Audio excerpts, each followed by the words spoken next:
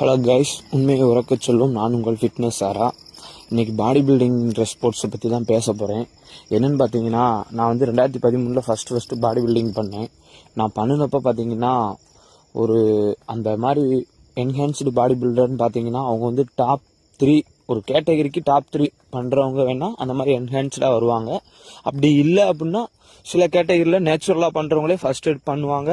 Overall ஒரு top 5 பண்ணுறவங்க பார்த்தீங்கன்னா என்ஹான்ஸ் பண்ணி வருவாங்க.